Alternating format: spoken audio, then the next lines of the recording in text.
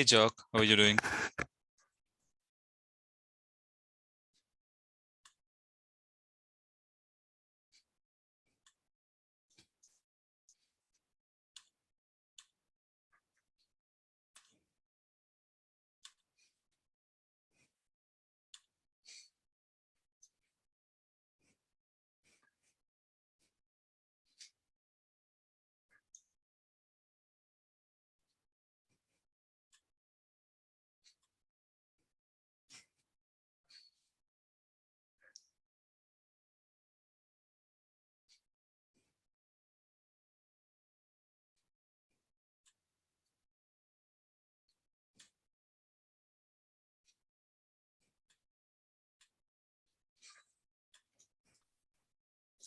Hello.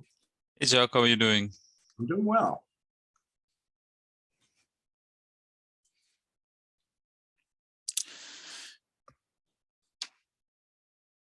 Shreya?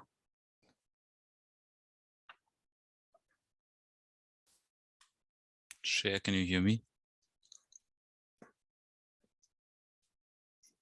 Maybe not. Just want to check something really quickly with him. But I'm thinking this see. is session 13.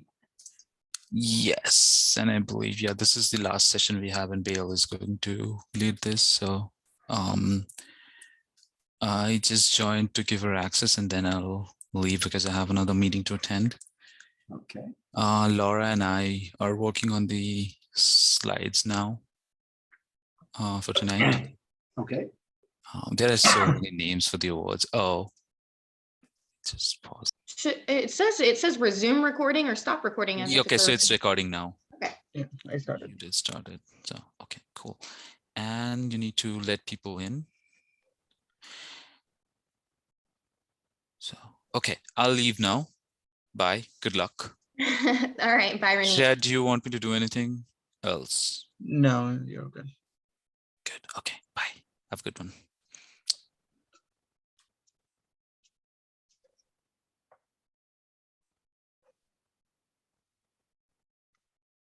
I lost my. Okay, there they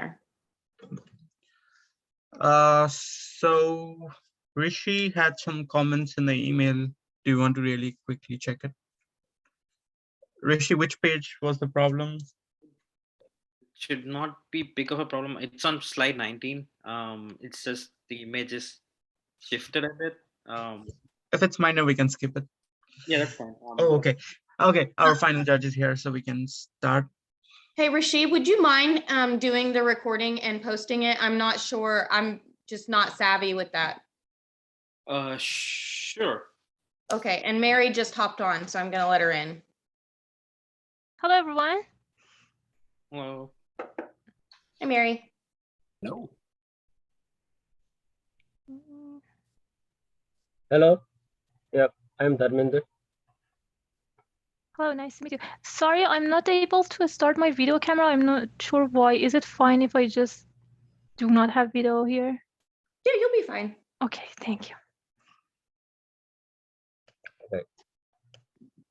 Okay. I see that we have all of our guests today. So I'm going to get started. I'm Bailey Golden. I'm going to be moderating today. Welcome to the Graduate Research Colloquium. We're going to have two presenters today and two judges, Dr. Mary Zeta and Jacques Smith. I'm going to read an excerpt for you so that we understand the rules, and then we can get started. Thank you for coming out and taking part in this year's GRC. My name is Bailey Golden, and I'm going to be moderating today. Just a couple of ground rules before we get started. Each contestant will have about 12 minutes to present. Your time will start the second you start speaking. I will give you a 1-minute warning by interrupting your talk over Zoom. As soon as the last speaker finishes Q&A, you will be given the remote control access. Accept the remote control access. If you do not prefer the remote control, just let me know and I can advance the slides for you. Give me a verbal cue like start, etc., and I'll advance your slides. You can jump directly into your presentation to save time. I will introduce you, and then as soon as I'm done introducing you, you can go ahead and jump into your presentation and the time will start then. So I have to request for the remote control, right? You do not have to request it. I can just give it to you. Okay. It's helpful if you want to request it, but it's not required. Okay. Awesome.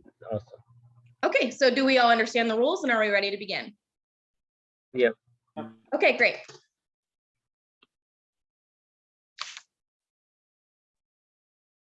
Just a second. I think there's a lag on my end here.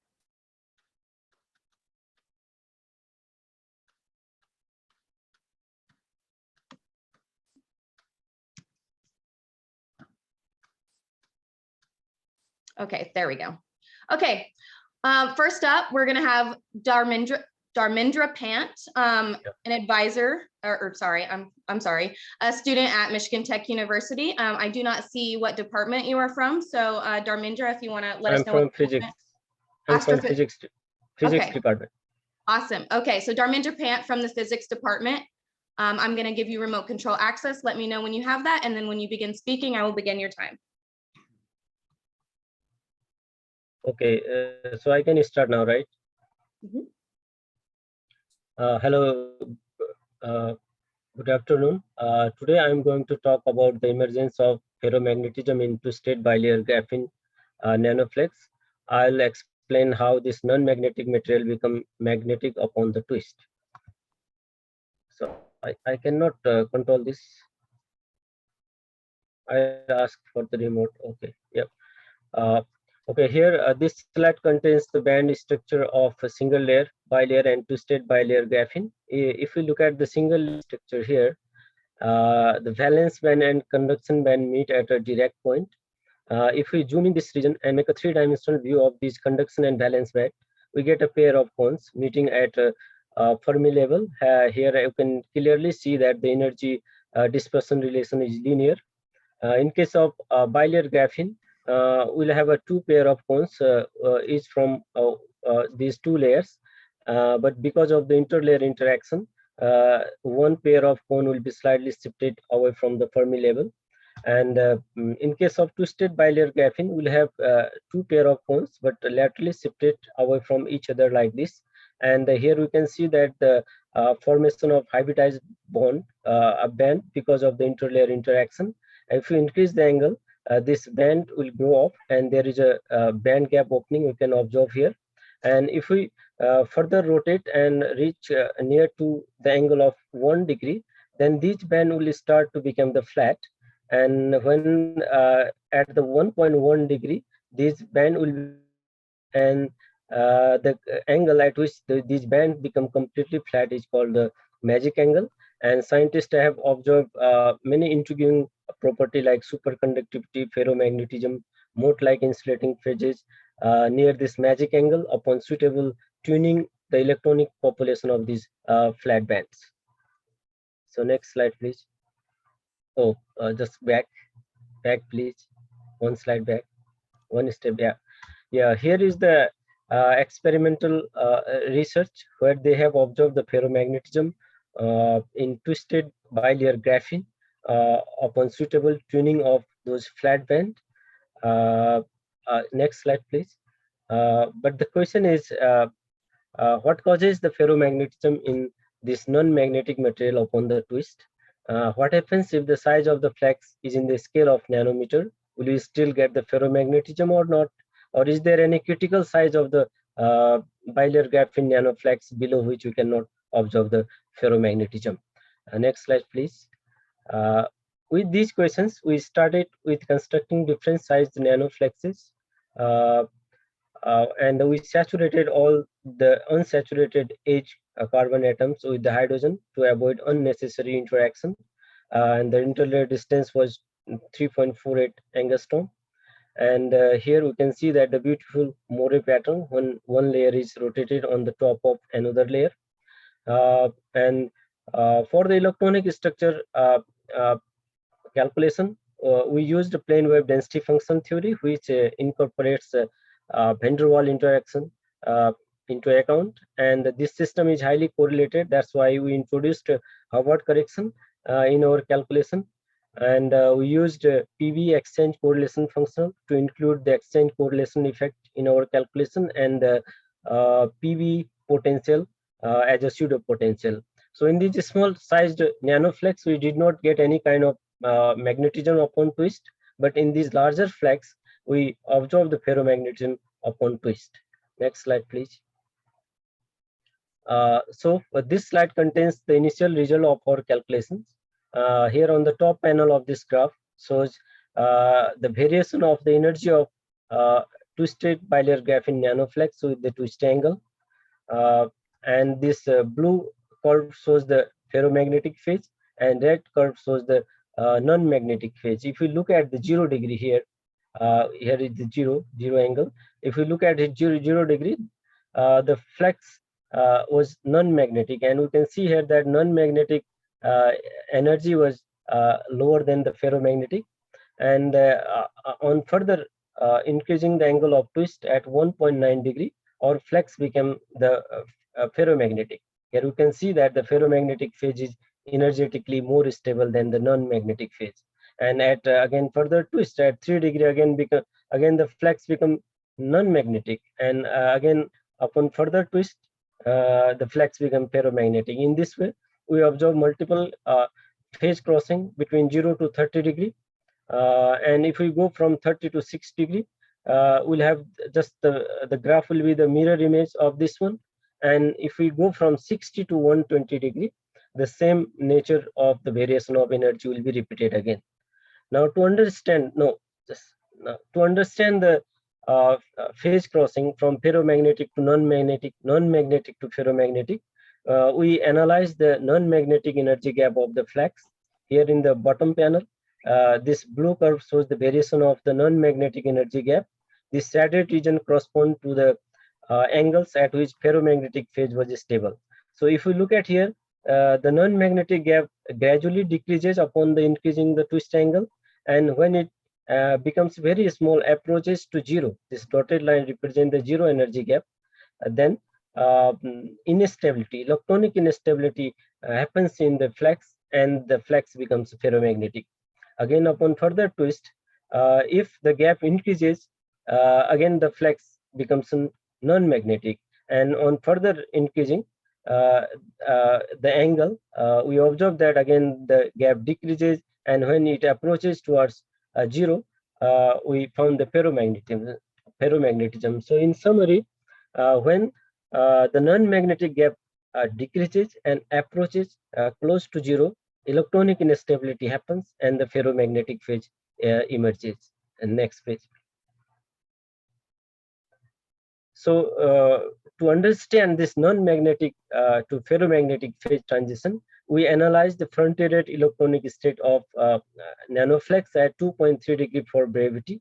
At 2.3 degree, the flex was ferromagnetic. Here on this side, we can see that the highest occupied and lowest unoccupied electronic state of unstable non-magnetic phase. Red color represent the molecular orbitals here. If we look at them, they are exactly identical. We can say that they are isomorphic. And next, I already mentioned that in case of unstable non-magnetic phase, the energy gap is very small. So they both have nearly the same amount, same energy level. So they are nearly energy degenerate. So we have now two conditions. One is isomorphic, and another is nearly energy degenerate. So this condition makes these two electronic states equally probable being occupied by the valence electron. And in such a situation, the valence electron cannot determine whether it has to go to highest occupied or lowest unoccupied electronic state, which creates an electronic instability in the flex. And to overcome this electronic instability, the valence electron in these orbitals reorganizes spontaneously through orbital mixing into low energy broken symmetric gap states, and these low energy broken symmetric gap states are the ferromagnetic states. Next slide, please. So to further understand the emergence of ferromagnetism, we analyze the interlayer interaction energy with the twist angle. Here the shaded region represent the angles where we observe the ferromagnetism.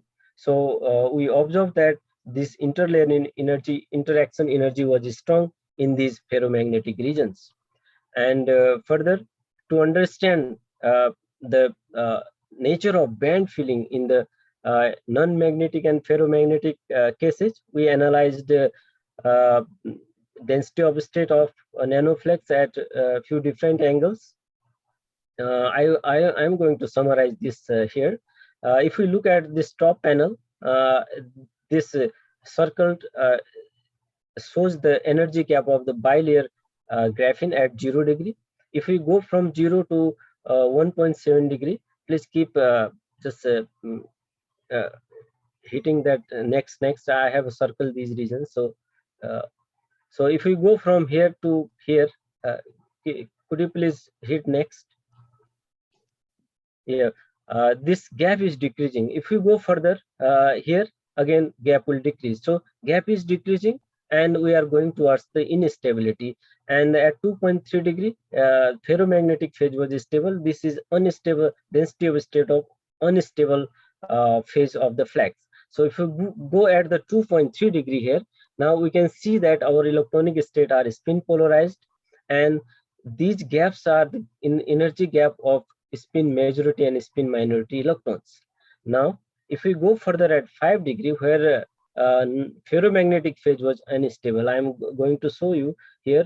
If you click there, then I'll see that here these three electrons are going above the Fermi level and creating the instability. And further, you can see that this energy gap is decreasing. Now here we have this alpha minority energy gap is this much, and this is decreasing here. So this situation again creating the instability in the flux, and to overcome this instability, electron again reorganizes spontaneously through orbital mixing into low energy now spin paired electronic state, which is the stable non-magnetic state. Please go to the next slide. So finally, we also plotted the magnetization density of the nanoflex at 2.3 degree using the different approach. Like here, first we have a normal calculation with the PB exchange correlation, and here we have used we have created the vacancy also and introduced Howard correction. But whatever be the case, our magnetization density is robust, and the boundary states are contributing. Please next slide. So as the summary, when one layer of graphene nanoflex is rotated on the top of another, energy gap changes. Please keep hitting that. When the energy gap of the twisted nanoflex approaches to 0, electronic instability happens. And to overcome this electronic instability, electron in these orbitals spontaneously reorganize themselves into low energy broken symmetry gap states, and those are the ferromagnetic gap states. Unlike the bilayer graphene, where they observe ferromagnetism at just 1 degree, one angle, we observe the ferromagnetism here in case of nanoflex at many angles between 0 to 30 degree, and boundary states are contributing to the ferromagnetism. And please hit next. And there is a we also observe that we need a critical size of the flux to observe the ferromagnetism. Dharmendra, you're coming up on time.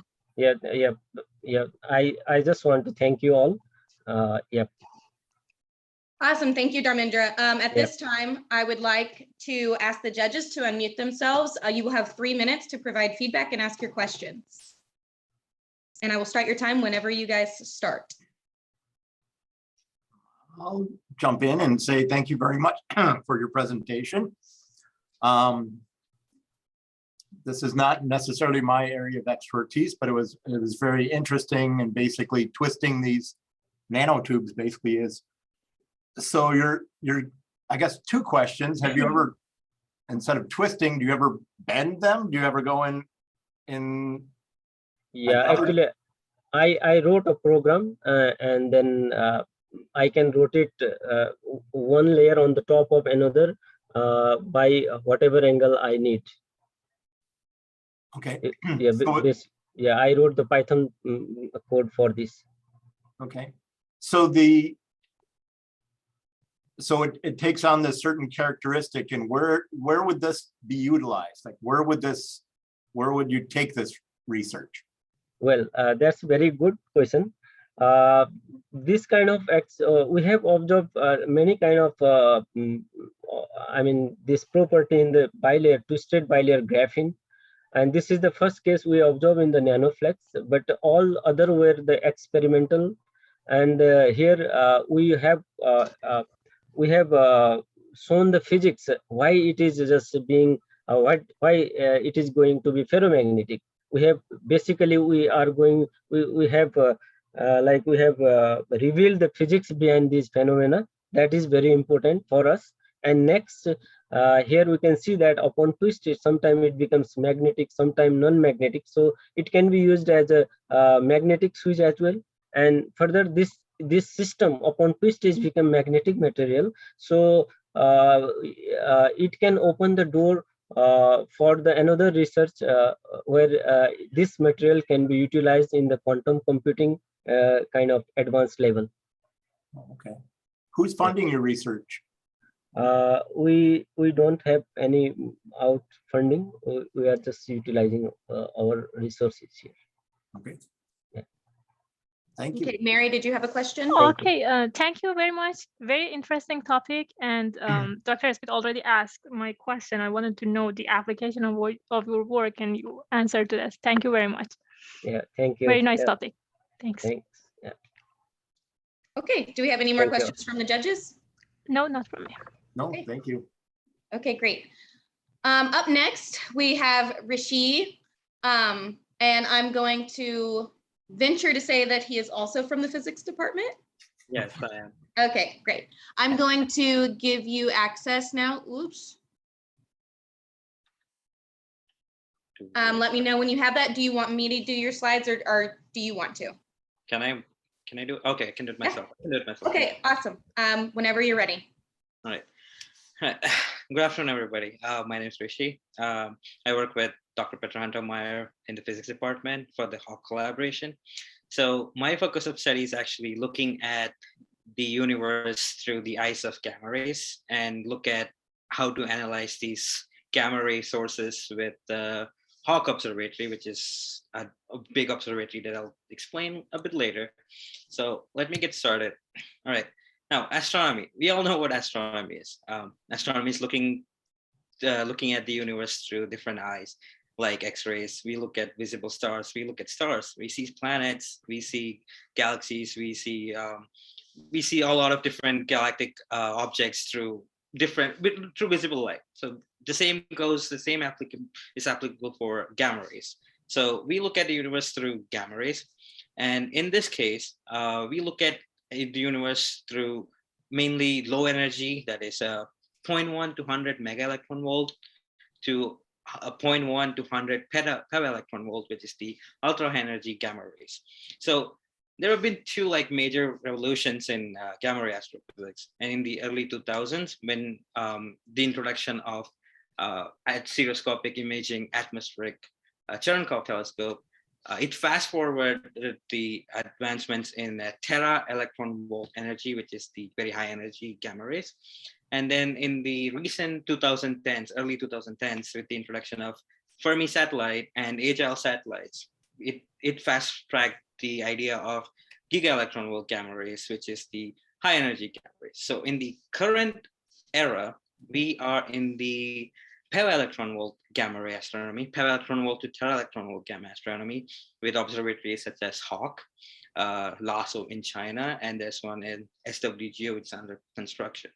So let me talk about why gamma ray astronomy. Before I get to why gamma ray astronomy, let me give you an idea about what is cosmic rays and PeVatrons. So cosmic rays are usually charged particles like protons, your atomic nuclei, which are produced by different galactic sources. So the exact association of these sources is still unknown. So these cosmic rays are a direct sample of the matter that is present outside our galaxy. And it contains certain elements that are too rare to be found in our own galaxy, which gives us an idea about how the universe has evolved throughout all these million years or the millennia. So as you can see on the image here, this is a cosmic ray spectrum plot. So it is supposed to follow a power law spectrum. It's just a basic power law function. And here at a certain around 30 electron or 30, 10 to the power 15 electron volt. It's called as a knee, which is where a break happens. So below this knee, we know the cosmic rays are originates from our galaxy.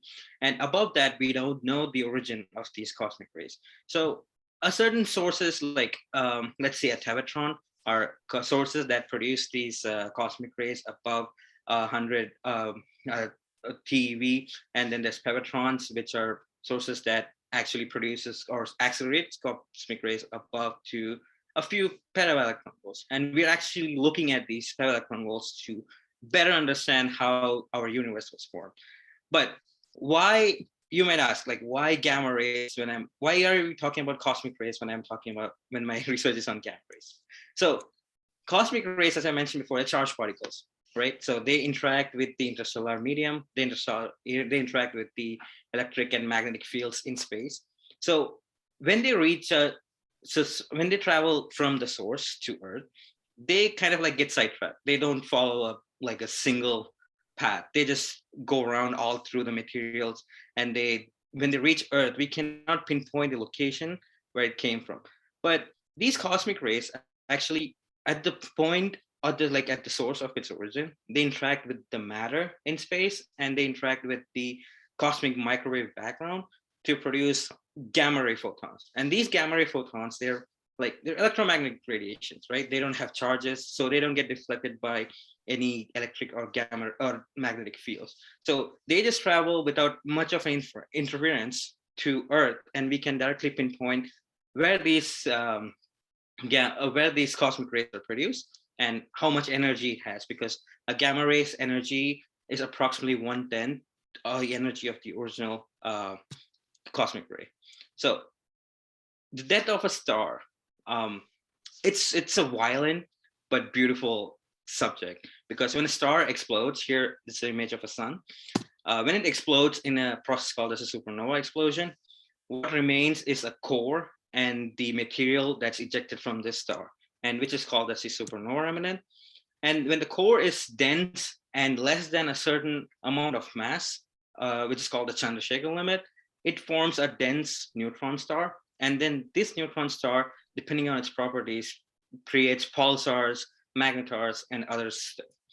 And then you have when a pulsar is formed from this star collapse, you have a wind of like charged particles around this pulsar, which is called as a pulsar wind nebula. And when this process happens near a black hole, it's called as a microquasar. So these are the different kinds of sources that actually produce this high energy gamma rays. So Hawk Observatory. So this is the observatory that I'm working with. So it's called as the High Altitude Water Cherenkov Ground Observatory, which is a ground-based gamma ray observatory. And it's located in Sierra Negra volcano near Mexico at around like 4,100 meter elevation. And it contains 300 different water tanks that detects Cherenkov lights. And this detector is responsive to around 300 GeV to 100 TeV gamma rays. So how do we observe this said gamma rays? So on the left here is your cosmic ray acceleration sites where these cosmic rays are produced. And these cosmic rays in turn produce what the so-called gamma rays. These so-called gamma rays travel all throughout the Milky Way, all throughout the galaxy, and reach us on our small planet on the Cygnus arm of the Milky Way. And when these gamma rays interact with the nuclei of the upper atmosphere, they produce a cascade of charged secondary particles that interact with these water tanks that I mentioned before, and they create a light which is detected by the photomulti PMTs in the detector. And using this Cherenkov light, we can reconstruct the direction of these gamma rays and the energy of these gamma rays. So coming back, welcome to or meet 3HWC J1809-190, which is a big telephone number. I'm just going to call it J1809. So here is the, this is the image that it's a little bit off. I don't know why, but I'll just show you. This is like a significance map. We think of it as a heat map, which shows you the amount of signal over the background. And the one in the middle, this is the source that I'm studying right now.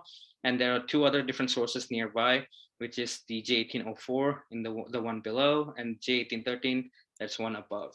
So J1809 was first discovered by another gamma ray detector, which is called as the high energy stereoscopic system, or the HESS, in 2007.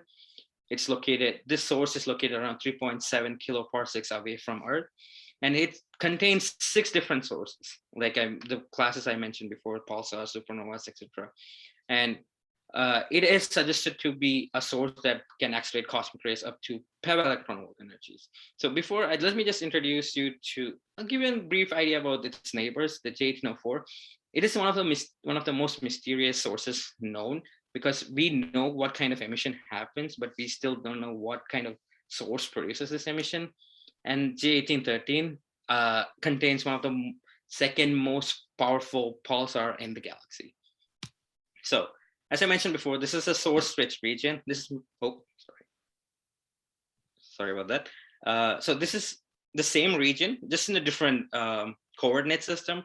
As you can see, as I mentioned before, it's home to 6 different sources.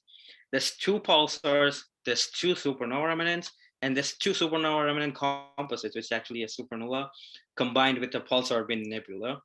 And we don't know what kind of emission actually produces this gamma ray emission that we actually see in this map. So what I did is a likelihood analysis, where I fit multiple models to this data, and I've used a framework known as the multi-emission maximum likelihood of 3ML framework, where I calculate the likelihood of this of the model giving a set of different parameter values, and giving a set of number of events that is observed in this particular region. And then I fit this model, then I look at the likelihood value, and I choose the best model that optimizes the emission in this particular region. So when I did a study on this region, I fit a single source with a certain radius around 0.2 degrees wide to this region. And when you see the plot in the middle shows the model that I fit, and the green rectangle shows the region that I actually study, region that I actually do this analysis in. So when I fit this one model to this region, and when I subtract the model from the data, you can see most of the emission is modeled by this one single source. So we can say that, like, yeah, we know there's 6 different sources, but most of this emission is modeled by one single source. So we don't know what kind of source it is. So further down the road, my idea is to actually test what kind of spectral emission distribution this source has, and to check what kind of emission processes is behind this.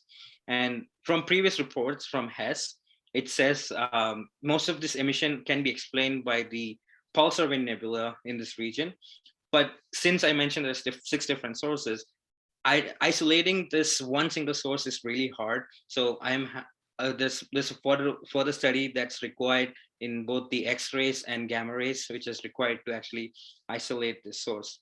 So further down the road, we can see what kind of source produces this massive emission. So, and with that, I'd like to thank GRC for actually giving me an opportunity to give the presentation. But thank you. Awesome. Thank you, Rishi. At this time, I'd like to open the floor to the judges. You have 3 minutes for questions and comments on the presentations. Do you want to go first this time? Okay, so thanks, Rishi. Very interesting. I'm not expert on this, but I really enjoyed it. Thank you. No, I don't have any questions. Thank you. Very good. Thank you. I'll actually say I'm not an expert in this either. Yeah.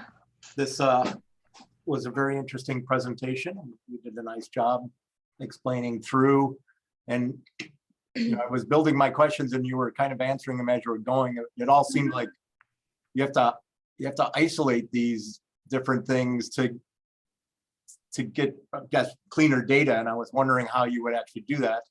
And then you got into you explained your models and how you're doing this. So that was the question I was building, and then you answered it for me.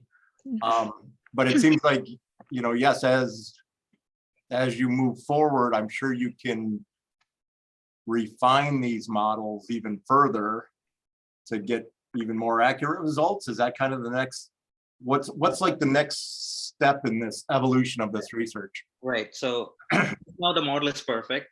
It kind of describes this region pretty much perfectly. I won't say perfectly, that's a little bit overestimation of that. But I'm going to give a 90% confidence on that. But further down, like after I have done this, so this, as I mentioned before, like as I've shown the cosmic ray spectrum plot, the same kind of plot, I can make one for this gamma rays as well, the one that's shown here. So using that, I can use, after, when I look at this plot, I can uncheck what kind of mechanisms produces this kind of plot. And then using other other data from different observatories, I can combine them to see if this production, if this emission mechanism is actually related to a certain category of source. Like, is it a pulsar? Is it a supernova? Or is it a supernova composite? And then if once I did that, I can see which source is close to this region, or which one is it centered on, and then I can actually say that, hey, this is the source that I'm looking at. And so I guess my last question is, who will be utilizing this research? Like, who's going to use this? Who's going to use this? Good question. Right. So this is a generalized idea about how to find or isolate this kind of sources. So right now we kind of have a general idea about how to isolate sources, but as we go on to higher energies, we don't know what kind of mechanisms are producing these higher energies. When I mentioned about PeVa electron volts, we still don't know what kind of emission mechanisms are there. So we don't know if it's a new kind of star, if it's a new kind of astronomical object that we haven't discovered yet. So we still don't know a lot of things about what is happening in the future. So right now we're at the perfect place to study all these things. So in the upcoming future would be like really interesting. Fantastic. Thank you very much. Thank you.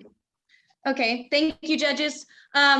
Just giving them a couple of minutes to register their scores. Do we have any questions from the audience while we're waiting?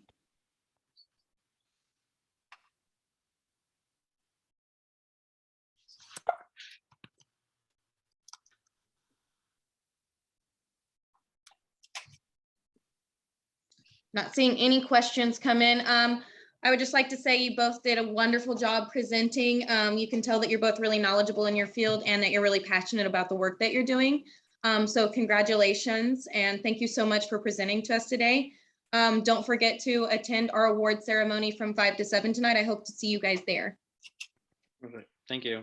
Thank you. Thank you guys. Have a good day. Thank you. Yeah. Have a nice day. And judges, please fill up your form as we are very close to the banquet. Yeah. Timings. I'm getting mine. I just have a comment or two to put it in and I'll submit. Thank you, judges. See you there. Sure. Is there the 3 o'clock like run through going to happen or? Yeah, we're doing that. I mean, we are doing that. I'm not sure if I'll make it at this point. Because for us, like I'll be standing next to you handing out the awards. That's what I think I'm doing? Yeah. Okay. Unless you want to read the names. I'm fine with that. Okay. Take care of that. I'll hand out the awards. See you soon. All righty. All right. Talk to you guys later. Bye.